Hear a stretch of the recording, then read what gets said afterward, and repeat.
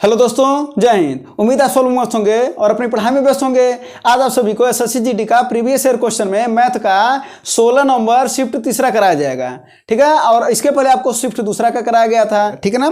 तो आइए सबसे पहला क्वेश्चन देखते हैं कि आपका पहला क्वेश्चन क्या है। जरा देखिए, पहला क्वेश्चन करा है कि साधारण ब्याज पर 7 वर्षों में एक मूलधन में 70% की वृद्धि होती है। ब्याज है साधारण, 70% की वृद्धि कर रहा है। तो कह क्या उसके बाद से कि 8,000 रुपए पर 3 वर्ष बाद समान ब्याज दर पर चक्रवृद्धि ब्याज कितना होगा। पूछ रहा चक्रवृद्धि ब्याज, ठीक है ना। अब एक बात बताइए, साधारण ब्याज की बात कर रहा है ये, ठीक है। और इसमें क्या दिया, 7 वर्ष में कितना रेट है, 70%। तो एक बात बताइए, तो एक वर्ष में कितना रेट हो जाएगा, तो आप कहेंगे 10%। हो ना जाएगा 10% एक वर्ष में, क्योंकि साधारण ब्याज हर समय रेट बराबर होता है। अब उसके बाद से देखिए जरा, एक वर्ष में आपका 10% रेट है। अब आपको अगर मिश्र धन ज्ञात करना हो तो आपको फार्मूला पता, A बराबर P1 + R/100 to the power n। P की भी वैल्यू आपको पता है कि नहीं है, 8,000। अगर बात करें यहाँ पर R की वैल्यू पता है कितनी, 10% है। और N की वैल्यू कितना है, 3 वर्ष है। आप यहाँ पर सॉल्व करके रख सकते हैं। एक और तरीका हम आपको बता देते हैं। अगर एक वर्ष में आपको जो रेट है 10% और इसी 10% पर चक्रवृद्धि ब्याज भी दिया जा रहा है, तो जरा बताइए कि अगर हम प्रभावी परसेंट निकाल लें, प्रभावी परसेंट, तो 10% का प्रभावी क्या होता है, तो 10% का जो प्रभावी होता है वो कितना होता है, 33.1% होता है। 33.1% होता है ये 10 का।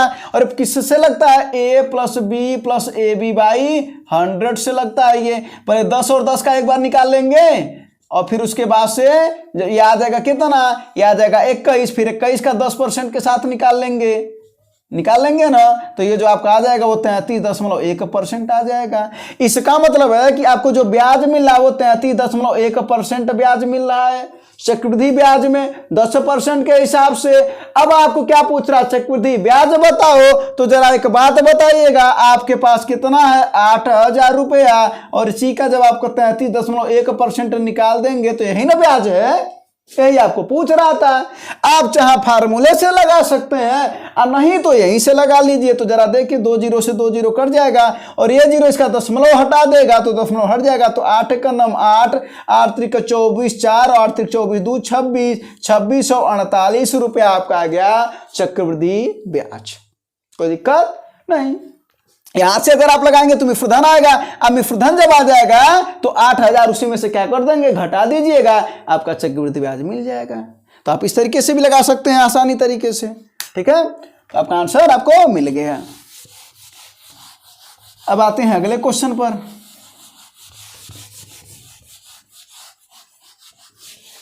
हाँ देखिए, अगला क्वेश्चन आपका क्या है।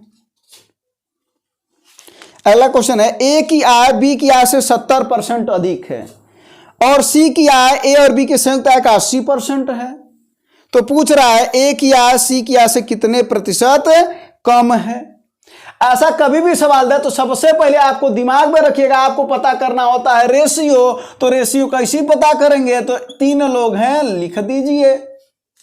कभी भी अगर ऐसा सवाल है तो आप सबसे पहले रेशियो पर ध्यान दीजिएगा, यानी अनुपात अगर आपको पता चल जाए तो जो पूछेगा आप सब कुछ बता सकते हैं। कैसे, देखिए क्या करा, ए की आय बी की आय से 70 अधिक है, बी की आय से 70 अधिक, यानी बी की अगर 100 है तो इसका 170। कोई दिक्कत हो तो बताएं, नहीं। सी की आय क्या है, ए और बी की संयुक्त आय का 80% है। तो ए और बी की संयुक्त आय कितनी हो जाएगी, 270, और 270 का ये 80% है, तो 270 का 80% निकाल लेंगे। तो 8 फत्ते 56 हो जाएगा, और 8 दूना 16, और 16 5 21 216 हो जाएगा।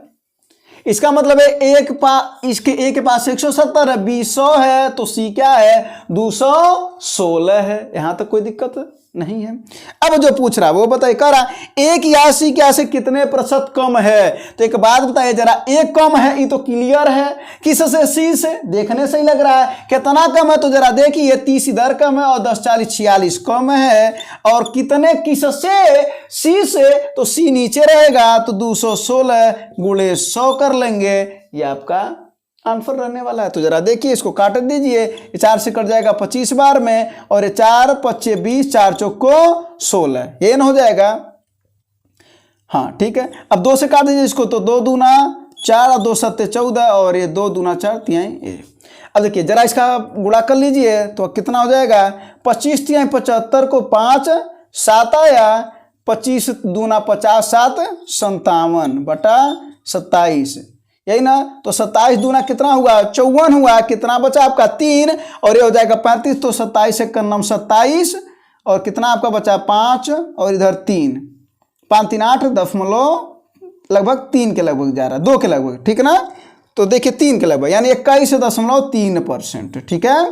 बस वो आपका ऑप्शन आपको दिख रहा है 21.3%, ये आपका आंसर हो जाएगा, कोई दिक्कत नहीं। तो ऐसे सवाल में सबसे पहले आप क्या ज्ञात करेंगे, रेशियो। तो देखिए यहां से आपको रेशियो पता चल गया, उसके बाद से सीधा सीधा आप ज्ञात कर सकते हैं ना।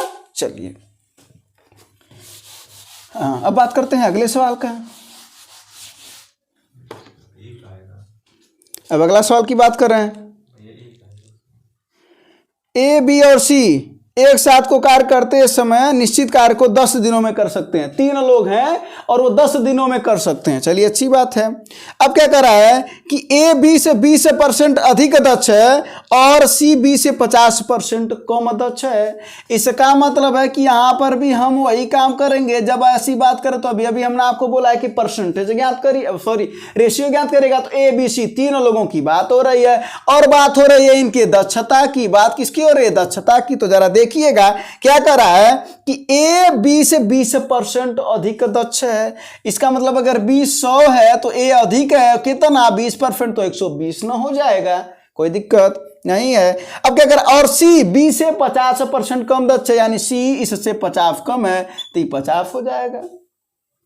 अब इसका आप रेशियो ज्ञात कर लेते, ये 0 से 0 ये हट जाएगा, तो रेशियो आपका आ गया 12, 10 और 5 का रेशियो आ गया ना। अब देखिए क्या करा है, करा तीनों लोग मिलकर के 10 दिनों में काम करते हैं। तीनों लोग मिलकर के, ये तीनों लोग मिलकर के, इसका मतलब 12 10 22 5 27, ये कितने दिन में करते हैं, 10 दिनों में। तो किसका पूछ रहा है, तो उसी कार्य को बी अकेले दिनों में कितना कर सकते हैं, यानी बी यही है ना, इसकी क्षमता 10 है तो कितने दिनों में कर सकता है, वही हमको ज्ञात करना है। और आपको पता है फार्मूला M1 D1 बराबर M2 D2। अगर कार्य बराबर है, यहाँ पर W1 बटा W2 होता है, कार्य बराबर है तो ये बराबर हो गया। बाकी तो वही क्षमता गुणे दिन कर दिए ना। तो जरा देखिए 10 से 10 कैंसिल आउट हो गया, तो डी की वैल्यू कितनी हो गई, 27 दिन। इसका मतलब है कि बी को कितने दिन में काम करना पड़ेगा, 27 दिन में ये काम खत्म कर लेगा। अगर ए का पूछता तो यहाँ पर हम क्या रख देते, 5 रख देते, 5 गुणे डी कर देते। अगर सॉरी सी का पूछता तो, अगर ए का पूछता तो 12 गुणे डी कर देते ना, तो आपका आंसर आ जाता। तो ऐसे सवाल में आपको रेशियो ज्ञात करना है, तो क्षमता आपको पता चल गई थी तो दिन भी आपको पता चल जाएगा। ये सब प्रीवियस ईयर क्वेश्चन है ना, और काफी अच्छा क्वेश्चन आया था 2021 वाले में, ठीक है ना। चलिए अब अगली बात करते हैं। हाँ अगला देखिए, एक दुकानदार एक वस्तु को उसकी सूची मूल्य पर 16% की छूट दे करके 1638 रुपए में बेचता है। 1638 रुपया में बेच रहा है, तो हमें इसका ज्ञात करना है क्रय मूल्य। तो डायरेक्ट कैसे ज्ञात करेंगे, जरा देखिए 1638 में ये कितना छूट दे रहा है, 16% का, तो इसका मतलब 84% बचा है ना। और क्या कर, उसे 30% का लाभ चाहिए, हमको ज्ञात करना है क्रय मूल्य। तो आपको पता है कि कहाँ रहता है वो लाभ या हानि, वो नीचे रहता है, 130 हो जाएगा क्योंकि 30% का लाभ चाहिए। बस इसी को सॉल्व कर लीजिए, तो जरा कितना हो जाएगा, जरा देखिए ये 0 से 0 हट जाएगा, 13 से इसको काट दीजिए, 13 का नाम 13, 3 आया और 13 दूना 26, 7 आया और 13 छक्के 78 आया, है ना। ये 4 से काट दीजिए जरा सा, तो 4 दूना 8, 4 एक का नाम 4, 25 बार में कट जाएगा। और ये कितनी बार में कट जाएगा, 6 बार में, तो 25 छक्के 150 और ये आगे एक और है यानी 1500 रुपया। इन आपका जो क्रय मूल्य होगा वो कितना होगा, 1500 रुपया। और इसी तरीके का सेम सवाल था कल बताए थे, वहां पर क्या हमने किया था कि विक्रय मूल्य बराबर विक्रय मूल्य तो अंकित गुणे 100 माइनस छूट बट्टा 100 बराबर क्या हम आपको बताते, क्रय गुणे 100 प्लस माइनस लाभ हानि बट्टा 100। आपको कल कॉन्सेप्ट हम इसको बताए थे, ठीक है ना। उस पर भी आप इसको लगा सकते हैं, और आपको एग्जाम में जल्दी से लगाने होते हैं तो आप इस तरीके से भी सवाल को लगा सकते हैं। और देखिए ऐसे ही सवाल अभी एक ही दिन में रिपीट कर गया, यानी 16 तारीख को शिफ्ट 2 और 3 में रिपीट कर गया एक ही दिन में, है ना। अगला क्वेश्चन को आइए जरा देखिए। करा है। सोमू ने एक साहूकार से 7% की अर्धवार्षिक दर से साधारण ब्याज पर, ब्याज साधारण है, 10,000 रुपये उधार लिया, तो 3 वर्ष बाद वह कितना भुगतान करेगा? जरा एक बात बताइए, अगर 7% जो है अगर ये अर्धवार्षिक है, अर्धवार्षिक है ना, तो जरा वार्षिक बताइए कितना हो जाएगा? तो आप कहेंगे कि 14 हो जाएगा, हो ना जाएगा, यानी 14% अगर देखा जाए तो ये वार्षिक है, यानी आपको मिल गया 14% वार्षिक, यानी रेट की वैल्यू मिल गई 14%। अब देखिए आपका मूलधन कितना है, तो फार्मूला क्या होता है? मूलधन गुणे दर गुणे समय, समय कितना है? 3 वर्ष, अब बटा 100, बस ये 00 इससे हट जाएगा, तो 14 42 और 00 यानी 4200 रुपया, ये आपका हो जाएगा ब्याज। लेकिन क्या बोल रहा है वो कि कितना देगा उस साहूकार को, कितना भुगतान करेगा? तो 10,000 पहले था, 4200 ये था, यानी 10,000 और प्लस 4200 इक्वल टू कितना हो जाएगा? 14,200 रुपया भुगतान करेगा सोमू, किसको? साहूकार को। तो दिक्कत बिल्कुल भी नहीं। ये हो गया आपका। तो ये ध्यान देने वाली बात है यहाँ पर कि रेट कौन, मतलब क्या कर रहा, चक्रवृद्धि ब्याज की बात कर रहा है कि साधारण ब्याज की बात कर रहा है, ठीक है ना? ये सब बातें आपको ध्यान देनी पड़ेगी। अगला फल देखिए जरा सा, अच्छा सवाल कर रहा है। एक समकोण त्रिभुज की भुजाओं की लंबाई का अनुपात 5, 12 और 13 है। क्या है? 5, 12 और 13 के अनुपात में, और इसका परिमाप है 90 सेंटीमीटर। चलिए जरा देखिए, अगर ये पहली बात तो क्या है, ये समकोण त्रिभुज है और ये क्या कर रहा है? 5, 12, 13, यानी 13 के अनुपात में है, ये 5 के अनुपात में और ये 12 के अनुपात में है ना, बात कर रहा है। तो अगर हम इसको कहें ये x है, तो ये 13x, ये 12x हो जाएगा। अब क्या कर रहा है? इसका परिमाप, परिमाप क्या होता है? परिमाप किसी त्रिभुज की तीनों भुजाओं का योग ही परिमाप होता है। इसका मतलब है कि 5x plus 12x plus 13x बराबर कितना दे रखा है? 90 सेंटीमीटर।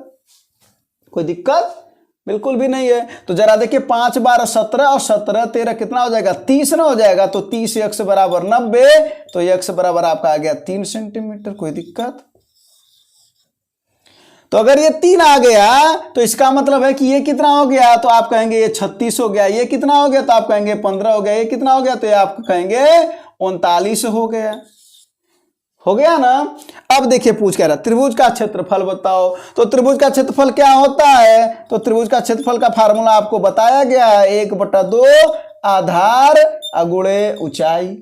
नोट करिएगा इसको। तो 1/2 आधार का मान कितना है? 15 है। ऊंचाई कितनी आपकी? 36 है। 2 18 36 हो जाएगा, और ये गुणा कर देंगे कितना हो जाएगा? 18 5 90 की 0 9 आया, और 18 का नाम 18, 18 9 27, 270 कितना आएगा? 270। कोई दिक्कत वाली बात इसमें बिल्कुल भी नहीं है, ठीक है। चलिए, तो ये इसका आंसर आ गया। फिर अगला क्वेश्चन देखा जाए। अगला क्वेश्चन जरा देखिए, अच्छा क्वेश्चन है, रेशियो वाला क्वेश्चन फिर यहां पर भी आया। क्या रहा है? 6225 रुपया की धनराशि है, 6225 रुपए की धनराशि है, और कह रहा है कि 3 लोगों में बांटना है। ठीक है, बांट देंगे, क्या दिक्कत है। कह रहा पहले भाग का 4 गुना, दूसरे भाग के 5 गुने और तीसरे भाग के 7 गुने के बराबर है। कभी भी अगर ऐसा बात कहेगा ना, तो उसको आप सीधा सीधा बराबर कर दीजिएगा। कैसे? ऐसे देखिए कैसे। पहले भाग का मान लेते हैं, पहला भाग a है, तो a का कितना गुना? 4 गुना। किसके बराबर है? b के 5 गुना। दूसरा भाग है कि ये किसके बराबर है? c के 7 गुने के बराबर है।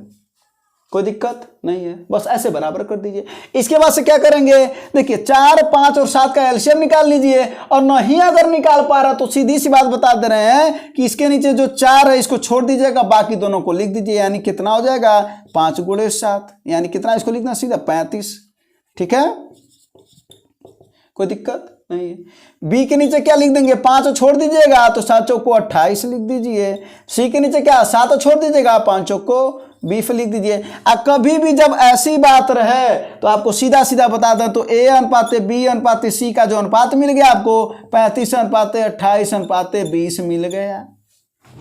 ठीक है, अब देखिए क्या कर रहा है, पहले और दूसरे भाग के बीच का अंतर बताओ। पहले और दूसरे, पहला और दूसरा यही ना है, तो इनके बीच का अंतर कितना है, तो आप कहेंगे 7 है। और कुल कितना है, तो कुल भाग कितना, कुल भाग इनको ऐड करेंगे ना, तो 8 5 13 के 3 आया, और 2 2 4 3 7 1 8 83 आया। और कितने में बांटना है, तो 6225 में बांटना है। 25 में बांटना है। तो अब देखिए 83 से इसको काट दीजिए, देखिए यहाँ पर 83 लिख दीजिए, और क्या हो जाएगा 62 25। तो कितनी बार में जाएगा ये 7 बार में यहाँ पर कर लीजिए, तो कितना हो जाएगा 7 3 21 1 आया, और 7 8 56, और 56 और 2 58 है ना, ये 1 आया, और 12 में से 8 जा 4, और यहाँ पर कुछ नहीं बचा, ये 5 हो गया। अब देखिए ये कितनी बार में जाएगा 5 बार में, तो 5 3 15 के 5, और 5 8 40 1 41 कट गया। ये कितनी बार में कटा, 75 बार में, है ना। और 75 का गुणा 7 में कर लेंगे, तो 7 5 35 को 5 3, और 5 7 49 49 3 52, यानी 525। क्या आया 525। आपका आंसर है, इन दोनों के बीच का अंतर जो होगा 525 रुपये। कोई दिक्कत नहीं, ठीक है। चलिए, तो इसमें बस आपको दिख रहा होगा कि कैलकुलेशन वाले सवाल ठीक ठाक आए थे, है ना, और लेवल भी अच्छा ही था। अभी तक तो यही है। हाँ, अगला क्वेश्चन देखिए जरा सा कैलकुलेशन का। अभी कैलकुलेशन का नाम लिया है, कैलकुलेशन हाजिर है आपके सामने। भागा का चिन्ह है, तो एक बार बताइए, देख लीजिए, जो आप का काम होता है ना, उसको आप सबसे पहले कर लिया करिए। और एक कोष्टक का काम होता है कि कोष्टक का हम लोग काम कर लेंगे, तो 10 दूना 20 और 1 21/2 हो जाएगा। आपका मतलब होता है गुणा, और 7 5 35 और 1 36/5 हो जाएगा। सबसे पहले आप इसको सॉल्व कर लीजिए, तो देखिए कितने बार में कट जाएगा, 18 बार में कट जाएगा ना। हाँ, बिल्कुल कट जाएगा ये। अब इसको अगर सॉल्व कर लेंगे, तो 7/16, और यहाँ पर अगर हम भाग को गुणा में बदलें तो उल्टा हो जाएगा, तो यानी 5 चला जाएगा ऊपर, और 18 गुणे 21 चलाएगा नीचे। ये एक कोष्टक का काम हो गया। अब आगे वाला गुणे कितना, 5 3 15 और 3 18/5 कर लेंगे, कोई दिक्कत नहीं है। माइनस आगे, अब आगे क्या करा है, 1 से 1/3, यानी 3 का नम 3 1 4/3, और गुणे 8 का नम 8 1 9/8 दे रखा है। और भागा, तो भागों को क्या कर लेंगे, गुणा कर लेंगे, तो ये हो जाएगा ऊपर 2/1 हो जाएगा। आप प्लस के रूप में दे रखा 3/4। इसको सॉल्व कर लीजिए। अब देखिए क्या आएगा, ये कटेगा कुछ, हाँ 3 3 9 कटेगा, और ये 4 दूना 8 कट जाएगा ना। अब इधर से देखिए गुणा हो रहा है, अगर इसका अंदर गुणा कर देंगे तो ये 18 से 18 कट जाएगा, 5 से 5 कट जाएगा, और 7 3 21, यानी कितना बचा 1/48 यहाँ पर आया। माइनस यहाँ पर क्या बचा, ऊपर बचा है 3, केवल 3 बचा है ना। हाँ, और यहाँ पर क्या बचा है, प्लस 3/4 बचा है, तो इसके बटे 1 है। 48 से ले लीजिए एलसीएम, यहाँ पर 1 आ जाएगा, माइनस यहाँ पर 48 से कटेगा, तो कितना आएगा ये 48 तिहाई आपका हो जाएगा 144, है ना। हाँ 144, और प्लस है तो प्लस लगा दीजिए। और एक कितनी बार में कटेगा, तो ये कट जाएगा आपका 12 बार में, और 12 तिहाई 36 हो जाएगा। अब प्लस वाले को एक साथ कर लीजिए, यानी 36 1 37, और 144 में से 37 माइनस कर दीजिए, तो कितना आ जाएगा, ये 14 में 7 आएगा, और ये 0 1, यानी 107, और 107/48, यही आपका आंसर हो जाएगा। माइनस में आया है ना 107/48, ठीक है। चलिए, तो ये हो गया आपका आंसर। तो इसमें आप सबसे पहले क्या करिएगा, आप वाले को सबसे पहले सॉल्व कर लीजिएगा, ठीक है ना। उसके बाद से फिर भाग वाला, फिर क्या करते हैं सॉल्व, गुणा, फिर प्लस, फिर माइनस, ठीक है। अगला क्वेश्चन देखिए, अच्छा क्वेश्चन है। अगला क्वेश्चन क्या कर रहा है, ठीक है, कर रहा है, एक नाव 52 मिनट में 10 किलोमीटर धारा के प्रतिकूल और 11 किलोमीटर धारा के अनुकूल जाती है। इसका मतलब देखिए जरा सा, 52 मिनट में जाती है, तो 52 मिनट यानी 52/60, और ये क्या है, समय है। तो समय बराबर क्या होता है आपको बता दें, तो समय बराबर होता है दूरी बटा चाल होता है। दूरी कितनी है, पहली दूरी है धारा के प्रतिकूल 10 किलोमीटर, तो 10 किलोमीटर। प्रतिकूल क्या होता है, अगर नाव की चाल 100 हो और धारा की अगर हम मान लो y हो तो आपको पता है कि प्रतिकूल में दोनों को माइनस करते हैं, यानी x माइनस वाई कर देंगे। और यही क्या होगा, अगला समय यानी कुल समय है ना, क्योंकि जाने में लगा समय प्लस आने में लगा समय इक्वल टू कुल समय। तो ये हो गया प्रतिकूल, और अनुकूल कितना जा रहा है, तो वो जा रहा है 11, और यहाँ पर क्या होता है x प्लस वाई होता है। कोई दिक्कत नहीं है। अब देखिए आगे क्या दे रखा है, धारा की गति दे रखा है 5 किलोमीटर। इसका मतलब है कि y का मान दे रखा है 5 किलोमीटर प्रति घंटा। तो यहाँ पर हम y का वैल्यू रख सकते हैं, तो क्या हो जाएगा, यानी यहाँ पर हम रख दे रहे हैं, यहाँ पर 5 रख दे रहे हैं। अब देखिए दो तरीके के लोग होंगे, एक जो अलजेब्रा के, ये हो गया ना क्या, अलजेब्रा का क्वेश्चन यानी x की वैल्यू सॉल्व करना पड़ेगा, या तो आप ऐसे करिए, नहीं तो आप ऑप्शन से रखिए, आपके पास ये भी तो ऑप्शन है ना। तो ये देखिए, एक है ऑप्शन 30, एक है 20, एक है 35 और एक है 25। लेकिन पूछ क्या रहा है वो ध्यान दीजिएगा, x की वैल्यू पूछ रहा है कि पूछ क्या रहा है, x क्या नाव की चाल है, क्या कह रहा है, धारा के अनुकूल जाने पर नाव की गति बताइए, यानी अनुकूल चाल की बात कर रहा है ये। इसका मतलब ये अनुकूल चाल दे रखा है, तो अनुकूल चाल का मतलब होता है कि नाव प्लस धारा इसमें इंक्लूड है, इन सभी ऑप्शन में, सभी ऑप्शन में है ना। तो धारा दे रखा है 5, तो अगर धारा हो जाएगा 5 तो नाव हो जाएगा 25 ना, पहले ऑप्शन से अगर देखा जाए तो धारा अगर 5 है तो नाव 25 हो जाएगा, धारा 5 है तो नाव 15 हो जाएगा, धारा 5 है तो नाव 30 हो जाएगा, धारा 5 है तो नाव 20 हो जाएगा, इस हिसाब से ना होगा। यानी x की वैल्यू आपको मिल कितनी रही है, 25 पहले ऑप्शन में, पहले इसके में 15 मिल रही है, इसमें कितनी मिले 30 मिल रही है, और इसमें कितनी मिल रही है 20 मिल रही है। ये बात तो समझ में आया। तो अब 25 यहां पर रख करके देखिए जरा सा कि क्या ये इतने के बराबर आ रहा है, इसको जरा काट लीजिए। तो 2 दूना 4 और 2 छक्के 12 और ये 30 बार में कट जाएगा, है ना। 4 से कट जाता ना, ये 4 एक 9 4 13, हाँ 13 से, और ये 4 15 यानी 13/15 इधर आया। इधर जरा सॉल्व करते हैं तो 10 बटा ये कितना रखे हैं हम 25 ना, तो 25 में से 5 जा 20 प्लस 11/25 5 30। इसका जरा एलसीएम ले लीजिए तो कितना हो जाएगा एलसीएम, ये हो जाएगा कितना 60, और ये 30 बार में कटेगा तो ऊपर कितना हो जाएगा, सॉरी 3 बार में कटेगा तो ऊपर हो जाएगा 30, और ये 2 बार में कटे तो हो जाएगा 22। 52/60 आ गया, 52/60 तो पहले भी था, इसी को काट देंगे तो 13/15। इसका मतलब है कि 25, अगर नाव की चाल पूछता तो 25 सही होता है, लेकिन अनुकूल चाल पूछ रहा है तो 25 ये, अब 5 है तो दे ही रखा था, तो 25 5 30, यानी 30 आपका सही है।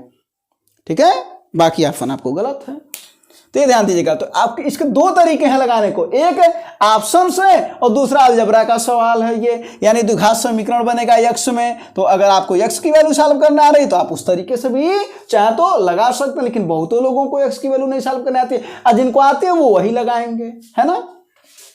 चलिए तो अब अगला सवाल देखा जाए। ये नाव धारा का अच्छा सवाल था, और ऐसे सवाल ना अक्सर करके आपके एग्जाम में आपसे मिलते रहते हैं, है ना। चलिए अगला क्वेश्चन देखिए। हाँ, अगला क्वेश्चन अच्छा क्वेश्चन है। क्या कर रहा है कि 2021 में एक क्रिकेट टीम 225 मैचों में 80% मैच जीतना चाहती है। इसका मतलब है कि कुल मैच है 225, ये कुल मैच है, और इसका 80% जीतना चाहती है। तो 80% निकाल लीजिए, 20 चौको 80 और 20 पच्चे 100, और इससे कटेगा कितनी बार में, 5 चौको 20 और 5 पच्चे 25, यही ना। तो कितना हो जाएगा, 45 चौको 180, यानी 45 दूना 90 दूना 180।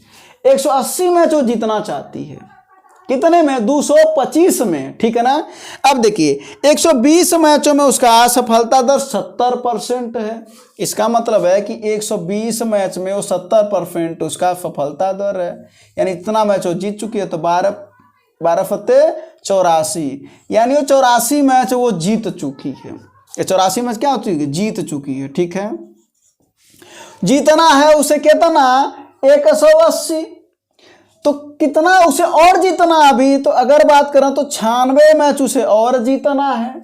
तो कितना मैच बचा है तो जरा देखिए, अगर 225 मैच कुल था, 225 कुल था, 120 हो चुका, तो बचा कितना, 105 ना बचा, तो क्या हो जाएगा, यानी 96 में जीतना कितने में, 105 में, और वही पूछ रहा तो कितना % रेट होना चाहिए वहां तक पहुंचने के लिए, तो यही आपका हो जाएगा। तो जरा काटिए इसको, 5 दूना 10, 5 1 9 5 दूना 10, ये 21 से काटेंगे तो कितनी बार में कटेगा, ये 9 6 15, 3 से कट जाएगा ना, 3 7 21 और 3 3 9, 3 दूना 6, तो कितना हो जाएगा, 32 दूना 64, 640 बटा 7, इसी को कर देंगे तो 7 9 63, 1 आया, और 7 1 9 7, 3 आया बटा 7%, यानी 91 सही 3 बटा 7%।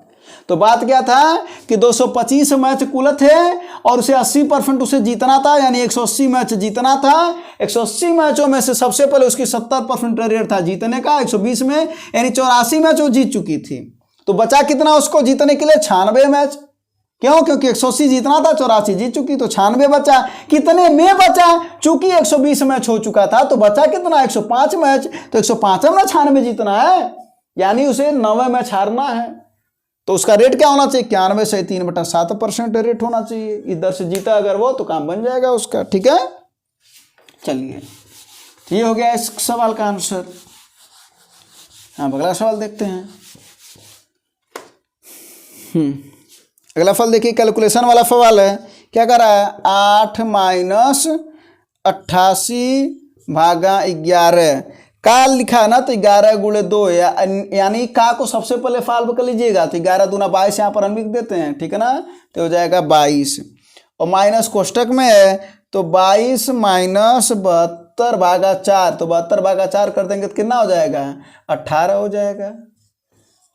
अब इसको सॉल्व कर लीजिए जरा सा, तो कितना हो जाएगा, 8 माइनस 22 से इसको काट देंगे तो कितनी बार में कट जाएगा, 4 बार में, 4 माइनस और 22 में से 18 जा, कितना आ जाएगा ये 4, 4 माइनस 4 इक्वल टू 0, यानी क्या बचा, केवल 8। आपका आंसर क्या हो जाएगा, 8 हो जाएगा। कोई दिक्कत नहीं। तो ये कैलकुलेशन था, सिंपल था, लगा सकते हैं। चलिए अगला प्रश्न देखा जाए। अगला प्रश्न अच्छा प्रश्न है। क्या करा जरा सुनिएगा।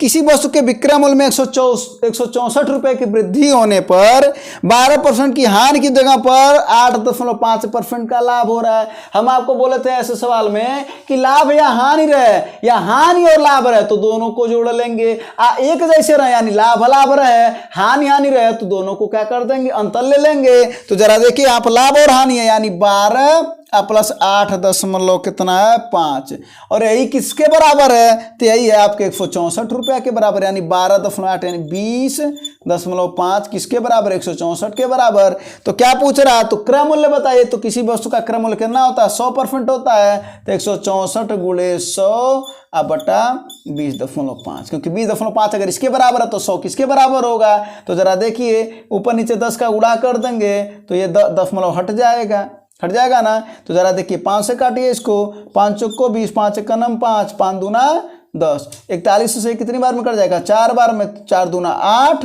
और 2 0, 800, यानी कितना आपका आंसर आएगा, 800। वस्तु का क्रय मूल्य क्या होगा, 800। सिंपल सा बात है ना। चलिए, तो यहाँ पर लाभ हानि की बात कर रहा था, और वृद्धि, कमी, अधिक, कम कुछ भी बात करेगा तो क्या करेंगे, हम उनको जोड़ लेंगे। लाभ हानि की बात करेगा तो ठीक है ना, उसी के बराबर रख देंगे। अगला क्वेश्चन है, जरा देखिए अगला क्वेश्चन, अच्छा क्वेश्चन है। करा 45 लीटर के मिश्रण में दूध और पानी का अनुपात 3:1 है। कितना है, 75 लीटर का मिश्रण है, 3:2 के अनुपात में है।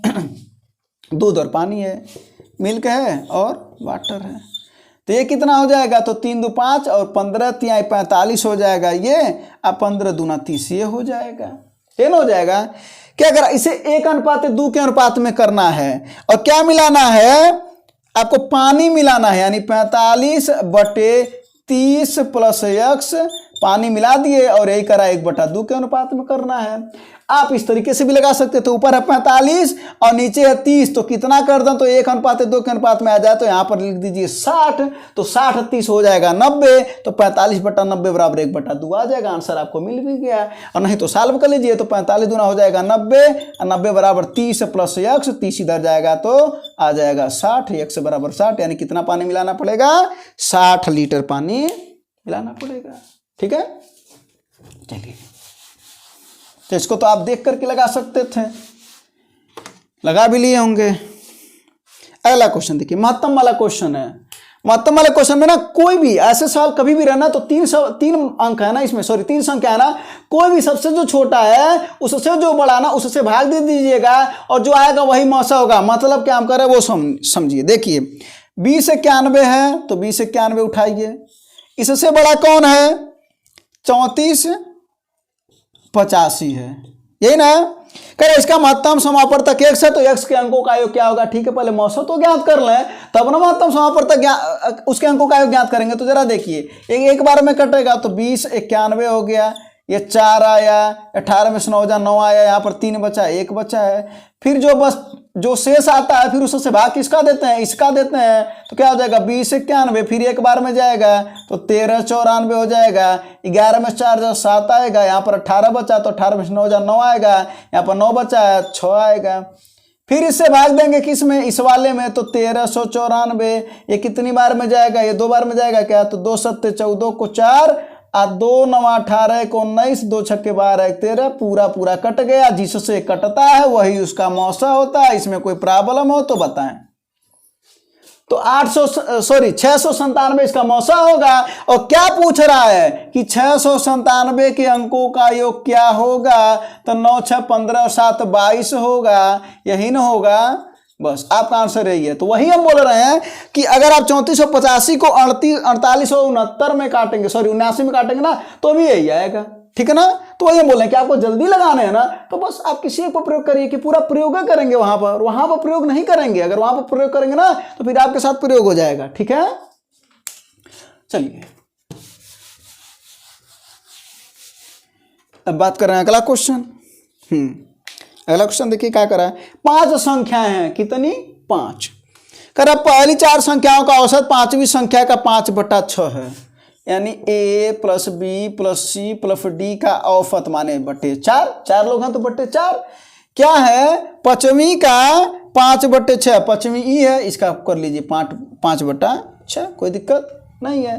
तो यहाँ से अगर हम निकाल रहे हैं a plus B plus C plus D की वैल्यू कितनी हो जाएगी, तो ई गुड़े ये 2 दूना 4 और 2 तिहाई 6, यानी 2 5 10/3 हो जाएगा ना। चलिए अब अगला लाइन पढ़े।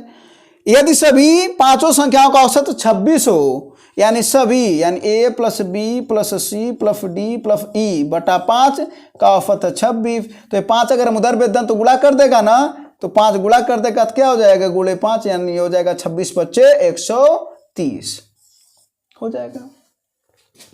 तो कह रहा 5वीं संख्या बताएं, तो इसका वैल्यू कितना है, तो आप कहेंगे 10e/3 है, तो इसकी जगह पर रख देते हैं 10e/3 प्लस e बराबर 130, कोई दिक्कत नहीं। तो 3 का नाम 3 और 10 13, यानी क्या हो जाएगा आपका 13e/3 बराबर 130। ये कितनी बार में कट जाएगा, 10 बार में, और 10 तिहाई 30, यानी ई की वैल्यू आपकी आ गई 30। कितनी आ गई, 30। तो पूछ रहा 5वीं संख्या बताएं, 5वीं संख्या आपको 30 मिल गया, कोई दिक्कत नहीं है। तो ये भी ठीक लेवल का सवाल था, ठीक ठाक था, है ना।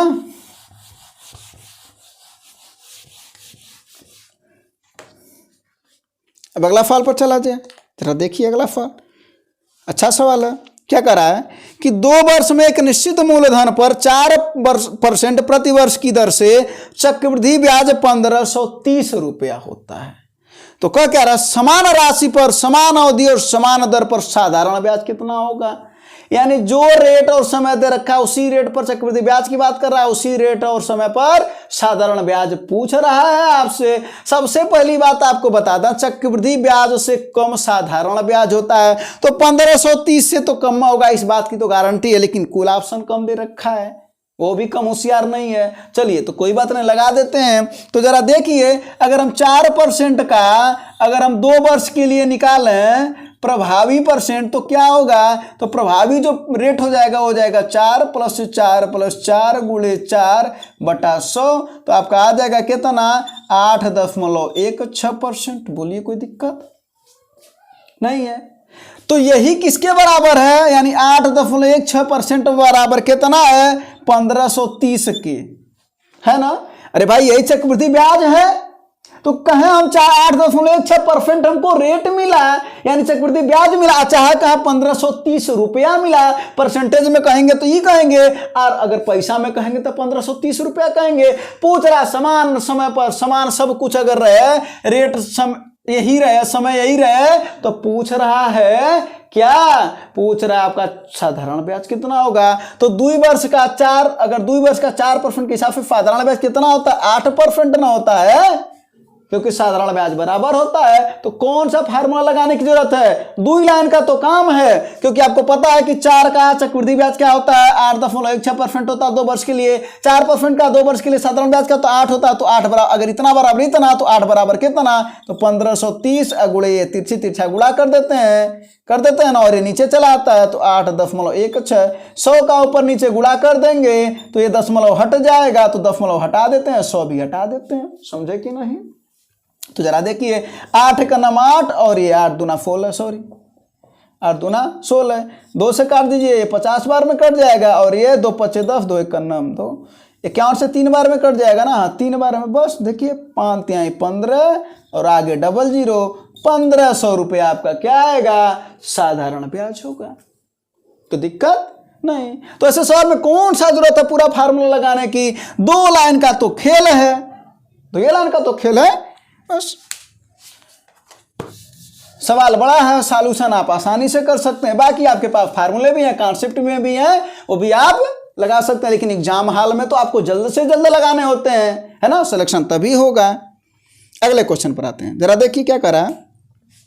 18 संतरों का 151.20 रुपये में बेचने पर एक व्यक्ति को 20% की हानि होती है, और 30% का लाभ अर्जित करने के लिए उसे 819 रुपये में कितने संतरे बेचने चाहिए। हम आपको यहाँ पर ना 2 बातें अगर हम गायब कर दें, 2 बातें केवल गायब कर दें, एक 18 संतरा को गायब कर दें और अंतिम में 819 रुपये को अगर हटा दें, तो आप बात को जरा समझेगा। क्या कर रहा है कि 151.20 रुपया में बेचने पर एक व्यक्ति को 20% की हानि होती है ना। तो हम इसका क्या ज्ञात कर लेंगे, सबसे पहले क्रय मूल्य, क्योंकि बेच रहे हैं तो यही ना क्रय मूल्य होगा 20% की हानि पर। फिर इसको लाभ में बेचते हैं तो ये क्रय मूल्य हो गया, ये इतना क्या आया, ये क्रय आपका आया कि नहीं आया। अब हमें इस पर चाहिए लाभ, तो क्रय पर जब लाभ देते हैं तो ये बताइए 30% का लाभ चाहिए, 30 चाहिए ना, तो यही ना होगा, बताइए। एक लाइन का सवाल है, यही ना होगा, बिल्कुल होगा। अब जरा देखिए, लेकिन बात क्या है कि ये 18 संतरों का है, एक का नहीं, तो बटे 18 कर दीजिए, एक का आ जाएगा, क्या दिक्कत है, आ जाएगा ना। तो बटा 18 कर देते हैं। अब देखते हैं रुपया कितना होगा, तो जरा इसको काटना शुरू करवाइए। ये 0 से ये 0 कट जाएगा, है ना, ये 100 हट जाएगा, तो ये क्या बन जाएगा, ये शायद ये बन जाएगा ना। चलिए अब इसको हम 0 से ये 0 हटा देते हैं, 8 से इसको काटिए, कितना हो जाएगा, ये 8 × 9 = 8, और ये कितना बचा 7, और ये 8 × 8 = 64 और 71 था ना ये, हाँ 7 और 8 × 9 = 72, इतनी बार में कट गया ये। अब इसको 18 से काट दीजिए तो कितनी बार में कट जाएगा, ये 18 × 9 = 18, और यहाँ पर क्या आ जाएगा 0, तो दशमलव लगा देंगे ना, तो 9 90 हो जाएगा, तो 18 × 25 = 90, 10.5 आ जाएगा ना। तो 10.5 और ये 13 × 25 = 65 को 5 6 आया, और ये 0 यानी 6 हो जाएगा, 13 का नाम 13 और बटे 10 है, और एक अंक पर ये 0 यानी 13 दशमलव, ये एक अंक पर पहले था और बटे 10 है, तो यानी 13.65 रुपया ये आ गया। ये एक का विक्रय मूल्य है, लेकिन हमको 819 रुपए में कितने चाहिए, तो 819 में अगर इसी का भाग दे देंगे ना तो आपका आंसर मिल जाएगा। तो गुणे 100 कर लीजिए और गुणे 100 कर लीजिए, तो 100 करेंगे तो दशमलव हट जाएगा ना। तो 5 से काटना शुरू करिए, 5 दूना ये 20 बार में कट जाएगा, 5 दूना 10, कितना आया 3, 36, 5 सत्ते 35 और 1 आया 5 तिहाई 15 और ये 3 बार में कट जाएगा क्या, हाँ 3 बार में कट गया, 3 दूना 6 यानी 60। कितने संतरे बेचने चाहिए आपको, 60 संतरे, कोई दिक्कत नहीं। तो एक लाइन में है, तो ये बातें समझ में आई। अगर 18 जो हम बोले ना हटा दीजिए 818 संतरा, अगर एक संतरा की बात करता तो आप यही करते, पहले क्रय मूल्य ज्ञात करते हैं इसका तो 100/80 करते, फिर विक्रय अगर उसको लाभ चाहिए तो फिर लाभ पर बेच देते हैं आप। उसके बाद से क्या चाहिए हमको 18 का चाहिए तो बटे 18 कर दीजिए, तो एक संतरे का विक्रय मूल्य आपको आ गया। जब एक संतरे का विक्रय मूल्य आ गया तो 819 रुपए में कितना, तो 819 बटे उतना इक्वल टू आपका आंसर है ना। चलिए, तो सवाल तो देखने में खूब इधर उधर फंसा रहा था है, लेकिन एक लाइन का। अगला क्वेश्चन देखिए, कह रहा है कि एक कार्य का 5/7 भाग पूरा करने में 15 दिन लेता है, तो पूरा कमा कितने में करेगा, तो 15 गुणे 7/5 में करेगा, इसका मतलब है 21 दिन में करेगा। और बी की सहायता का मतलब है कि दोनों लोग हैं, और जब दोनों लोग हैं तो कितने दिन में पूरा कर रहा है, तो ये 12 दिन में पूरा कर रहा है। तो इन लोगों का क्या निकाल लेंगे, एलसीएम, तो कितना हो जाएगा ये 84, और 84 ही पूरा उनका काम होता है। तो 84 एलसीएम इसका हो गया, ये कितनी बार में कट जाएगा, ये 4 बार में ना, और ये 7 बार में, ठीक है ना। अब देखिए क्या करा, तो बी अकेले उस कार्य को, किस कार्य को, 84 को कितने दिन में करेगा, तो आपको पता है कि समय बराबर क्या होता है, तो आप कहेंगे कि कार्य बटा क्षमता होता है। किसकी क्षमता चाहिए हमको, बी की, दोनों को मिला के 7 है, ए का है 4, तो बी का कितना होगा, 3 ना होगा, कुल का 7 और इसका 4 तो इसका 3, तो 3 दूना 6 और 2 बचा और 24 हो जाएगा, 3 8 24 यानी 28 दिन में बी करेगा। कितने दिन में, 28 दिन में, बस। तो काम और समय वाला सवाल था, है ना। अगला क्वेश्चन देखिए जरा सा, कह रहा है कि एक व्यापारी ने एक वस्तु का मूल्य इस प्रकार अंकित किया है कि वह उसके क्रय मूल्य पर 28% का लाभ अर्जित करे और उसके अंकित मूल्य पर 15% का छूट दे करके इसे बेच दिया। ऐसे सवाल कैसे लगेंगे, देखिए a + b + ab/100 पर आप लगा लेंगे, तो ये क्या हो जाएगा, a का वैल्यू कितना है +28 है और b की वैल्यू है छूट दे रहा है तो -15 है, तो यहाँ पर रख लीजिए 28 - 15 आप प्लस और माइनस का गुणा माइनस हो जाएगा ना, -28 × 15 /100 हो जाएगा। तो 5 तिहाई 15, ये 20 बार में कट जाएगा और ये कितना हो जाएगा, ये 1.4 है ना, क्योंकि 14 बार में कटेगा फिर बटे 10, और ये क्या हो जाएगा, ये हो जाएगा आपका 13 - 4 तिहाई 12 और 3 × 9 3 × 1 4, और इसको जब घटाएंगे तो कितना आ जाएगा 13 × 4 8.8%, यानी आपका आंसर क्या हो जाएगा, वास्तविक लाभ कितना था 8.8% था। ठीक है, चलिए, तो ये भी क्वेश्चन हो गया, बस कुछ क्वेश्चन और हैं, है ना। अगला क्वेश्चन जरा देखिएगा, लगाइए इस क्वेश्चन को। क्या कह रहा है कि 2 जैकेट हैं ए और बी और 7 और 9 के अनुपात में हैं, 7 और 9 के अनुपात में है, यानी ये 7x और ये है 9x। कह रहा है कि ए का मूल्य जैकेट बी से 380 रुपया कम है, इससे कम है, यानी इन दोनों का अंतर दे रखा है, अंतर है 2x, कितना अंतर दे रखा 380, तो x बराबर कितना हो जाएगा, इसको काट देंगे तो 190 रुपया हो जाएगा इसका अंतर। अब क्या पूछ रहा है, तो बी का जैकेट मूल्य का दाम बताओ, तो एक का दाम अगर x की वैल्यू है 190 तो कितना हो जाएगा 19 × 171 यानी 1710 रुपया। अगर इसका पूछता तो इसमें 190 में 7 का गुणा कर देते तो आंसर हो जाता, ठीक है ना। चलिए अब अगला क्वेश्चन देखा जाए। अगला क्वेश्चन देखिए, अच्छा क्वेश्चन है। क्या करा, एक तार है और 18,634 वर्ग सेंटीमीटर के क्षेत्रफल को घेरता है। इसका मतलब है कि ये मान लेते हैं, देखिए ये एक तार है और एक ऐसा है, ये वृत्त के रूप में इसे मोड़ा जाता है, यानी एक तार है वृत्त के रूप में मोड़ा गया है और ये कितना एरिया कवर करता है? 18,634 एरिया कवर करता है। इसका मतलब वृत्त का क्षेत्रफल आपको क्या होता है? आपको पता है ना कि क्षेत्रफल बराबर होता है पाई आर स्क्वायर। तो हो जाएगा 18,634 बराबर 22/7 गुणे आर स्क्वायर। यही ना हो जाएगा? तो कितना हो जाएगा ये? 11 दूना 22 और ये 11 से कट जाएगा। 11 एक नम 11, 7 आया और 7 11 छक्के 66 कितना आया? ये 10 और 11 9 99, 11 चौको 44 हो जाएगा ना। फिर 2 से इसको काट दिए तो 2 8 16, 2 चौको 8 और कितना आ जाएगा ये? 2 7 14। तो आर स्क्वायर की वैल्यू कितनी आ गई? ये 7 इधर गुणा करेगा इसमें तो 7 गुणे, और ये देखिए कहीं न कहीं ये 7 अगर है ना तो 7 के गुणनखंड के रूप में निश्चित ही होगा। तो जरा देखिए 7 गुणे और 7 का नम 7, 7 दूना 14, 7 का नम 7। देखिए अब आर की वैल्यू कितनी आ जाएगी? यहाँ से 7 मिल जाएगा और यहाँ से मिल जाएगा आपको 11, यानी आपको मिल गया कितना? 77 वैल्यू। ये आर की वैल्यू मिल गई। अभी आर का वैल्यू मिला है। अब देखिए आगे, उसी तार को अब वो आयत बनाया जाता है, यानी ये जो वर्गाकार है अब इसी को हम आयत बनाएंगे। तो ये बताइए किसको आयत बनाएंगे? इसकी परिधि को ना बनाएंगे, यही वाला एरिया ना बनाएंगे आप। तो जब परिधि को बनाएंगे तो इसका मतलब आपको क्या ज्ञात होना चाहिए? वो ज्ञात होना चाहिए परिधि। क्या ज्ञात होना चाहिए? परिधि ज्ञात होना चाहिए। तो अब जरा देखिए परिधि कैसे ज्ञात कर लेंगे। तो वृत्त का परिधि क्या होता है? तो वो होता है 2 पाई आर होता है। 2 गुणे 22/7 गुणे आर की वैल्यू कितनी है? 77। तो 7 11 77, 11 दूना 22 और 22 कितना होता है? 484। यानी 484 एरिया जो है उससे हम आयत बनाएंगे। किससे? 484 वाले से। ठीक है। अब जरा देखिए क्या कर रहा है कि जिसकी भुजाएं 5, अब आयत तो बना रहे हैं, भुजा का अनुपात कितना? 5:6 है। तो क्या पूछ रहा है? आयत की छोटी भुजा बताइए। अब बताइए आयत का परिमाप क्या होता है? तो 2 गुणे लंबाई प्लस चौड़ाई, और जो 5 और 6 के अनुपात में दे रखा है ये मान लेते 5x और ये है 6x।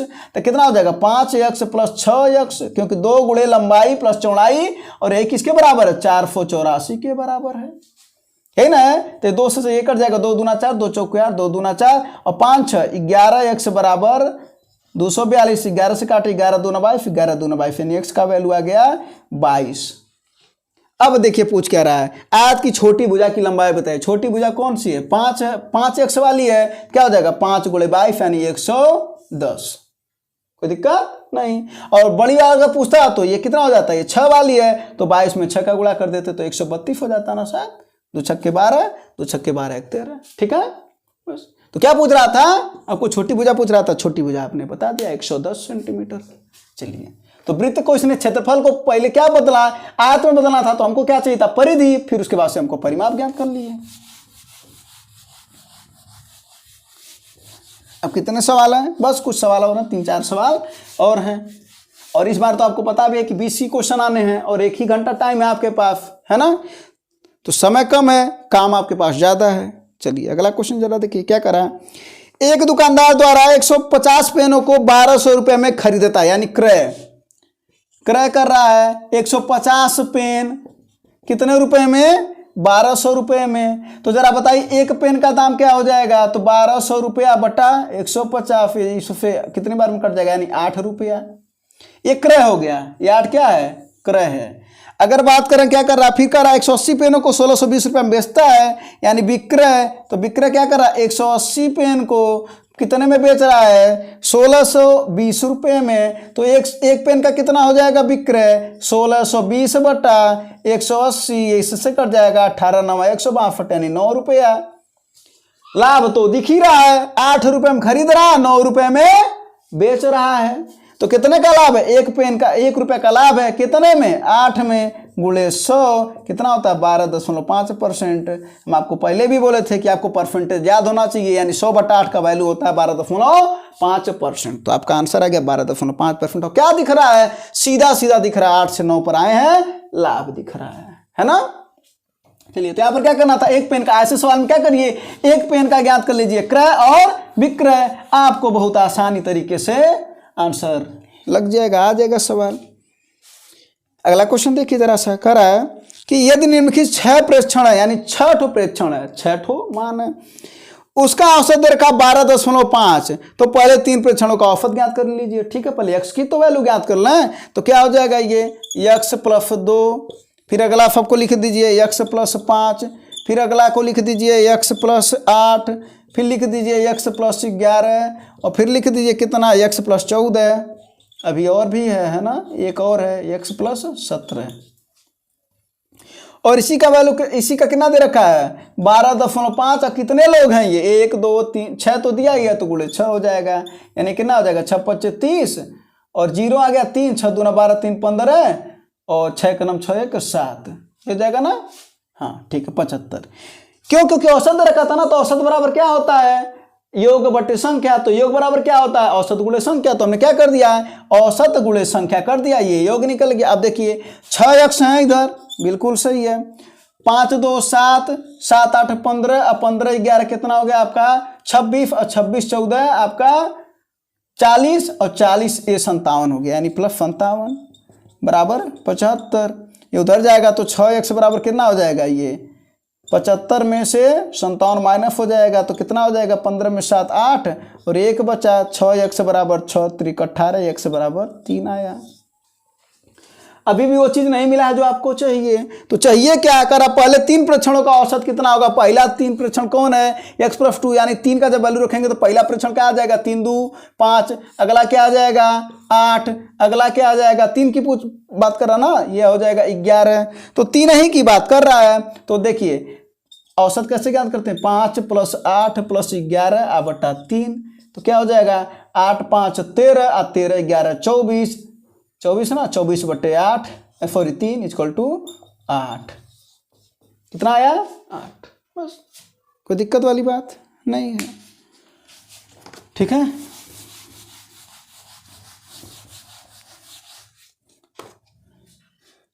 बस कुछ और क्वेश्चन है, ये देखिए क्वेश्चन अच्छा क्वेश्चन है।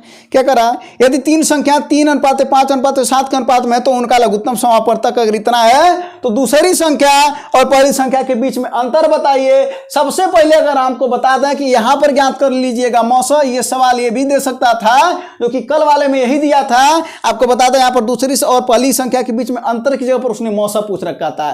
तो ऐसे सवाल में मौसा ज्ञात करने के लिए क्या करते हैं, आप लघुत्तम को ऊपर रख दीजिए, यानी 2415 को ऊपर रख दीजिए, और जो अनुपात है उन सभी से इसको भाग दे दीजिए गुणा करके, यानी कैसे, ऐसे 3 × 5 × 7, आपका ज्ञात हो जाएगा मौसा। जब मौसा ज्ञात हो जाएगा तो हम आपको बता रहे हैं, अगर मौसा पूछता तो यही आंसर होता है। कौन जो आएगा, जरा क्या काटिए, 7 × 1 = 23 आया, और 7 × 4 = 28, 3 आया, 7 × 5 = 35, कट गया इससे, है ना।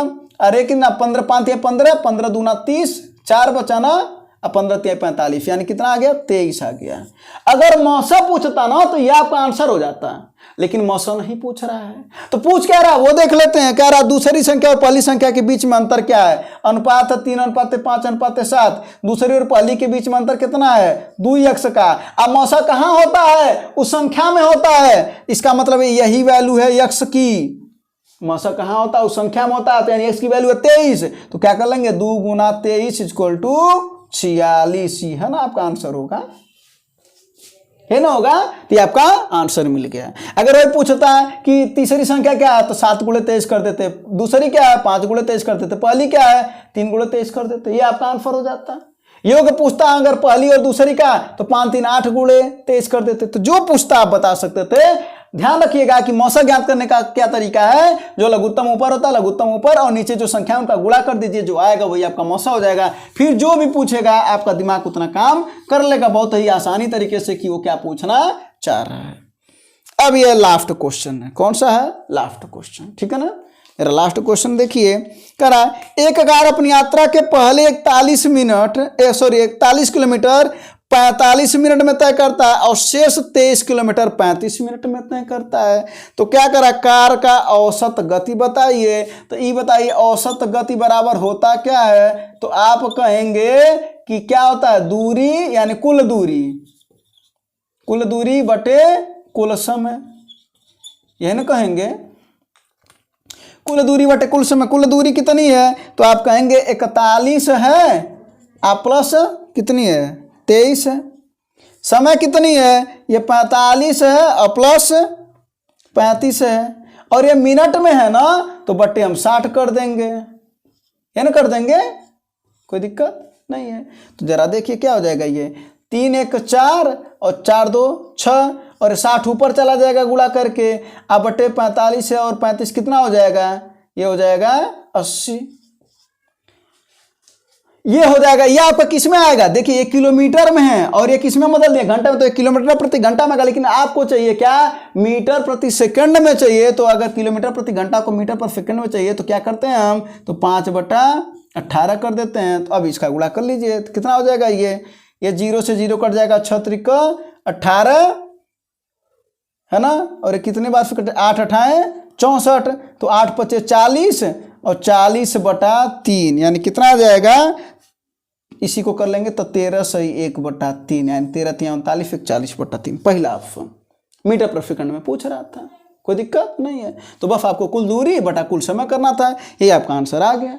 ठीक है, चलिए, तो ये कुछ क्वेश्चन है प्रीवियस ईयर क्वेश्चन आपको कराए जाएंगे, जैसा कि आपको पहले भी बताया गया है। और ये सब चीज़ अगर आपको समझ में आई होगी तो अपने दोस्तों के पास शेयर जरूर कर दीजिएगा। धन्यवाद, जय हिंद।